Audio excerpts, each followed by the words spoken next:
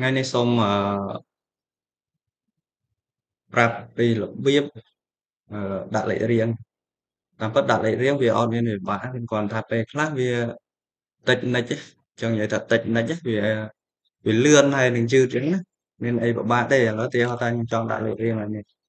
លេខ1 2 3ចឹងទៅនេះមួយទៀត1 2 3ចឹងវាយឺតអញ្ចឹងឬក៏អ្នកខ្លះគាត់ធ្វើអញ្ចេះគាត់ធ្វើអញ្ចេះខ្ញុំលុបចោលសិនចឹងនេះលេខ1ហើយគាត់សរសេរ1បូក1ចឹងទៅហ្នឹងណាអាហ្នឹងក៏វាជួយដែរជួយលឿនដែរ1ហើយអានេះ1បូក1ចឹងទៅអញ្ចឹងណាក៏លឿនដែរបាទហើយអ្នកខ្លះក៏គាត់ធ្វើ1ចឹងហើយគាត់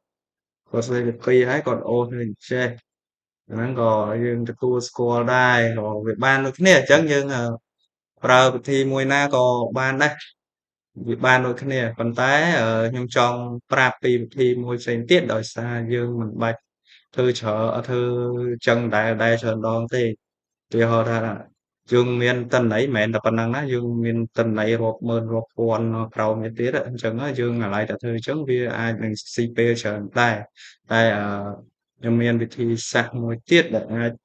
គិតថាលឿនជាងនឹងបន្តិចអញ្ចឹងវិធីសាស្ត្រហ្នឹងគ្រាន់តែយើងធ្វើអញ្ចេះទី1យើងselectវាអស់ចេះណា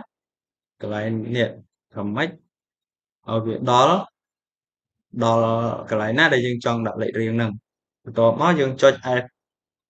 យើងចុច F5 យើងចុច F5 យើងចុច F5 ហើយបន្ទាប់ទៀត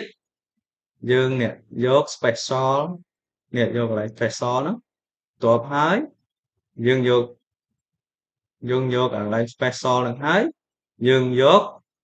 អីទៀតយើងយក blank អញ្ចឹងយើងយក blank យើង select យក blank មកហើយយើងអូខេណាយើង select យក line blank ហើយយើងអូខេបន្ទាប់មកទៀតយើងវាយហ្មងយើងមិនចុចអីទៀតទេយើងវាយយកហ្មងណាចុចស្មើណាចុចសញ្ញាស្មើហើយយើងវាយរូបមន្ត N ហើយយើង select យកលើនេះលើវាពីលើវាមួយនោះកន្លែង number ហ្នឹងណាបន្ទាប់មកយើងបិទមកវិញហើយយើងដាក់បូក1ណាយើងដាក់បូក1បន្ទាប់មកយើងចុច control ចុចលើ key control ហើយនឹង enter អញ្ចឹងមកយើងវាឲ្យយើងទាំងអស់1 2 3ណា1 2 3ឃើញទេវាយើងគិតសម្រាប់ខ្ញុំគិតថាលឿនជាងការដែលយើងធ្វើហ្នឹងហើយយើងមានប្រមាណក៏វាឲ្យដែរហើយវាបើចង់និយាយថាបើយើងមួយទាំងអស់អញ្ចឹងហ្មងយើងស្រួលដាក់ទេប៉ុន្តែនេះដោយសារយើងមានក្បាលនេះបាននាំឲ្យយើងពិបាកណាបាទហ្នឹងហើយអញ្ចឹងយើងម្ដងទៀតនេះឥឡូវខ្ញុំទៅសេដាក់នេះឲ្យមើលអញ្ចឹងទី1យើង select all គឺខ្ញុំ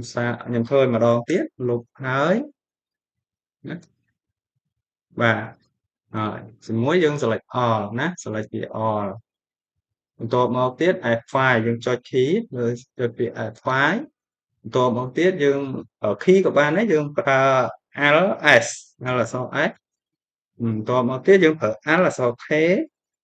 បន្ទាប់មកទៀតយើងប្រើ enter ឬក៏ចុច OK នេះមកបន្ទាប់ទៀតយើងប្រើរូបមន្ត N វងចោយកខាងលើនេះបិទវងចោបូក1ហើយកុំភ្លេចកន្លែងនេះមិនមែន enter ទេ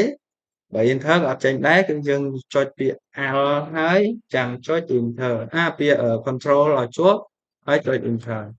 បាទអញ្ចឹងនេះជាការដាក់លេខរៀងដែលលឿនអញ្ចឹង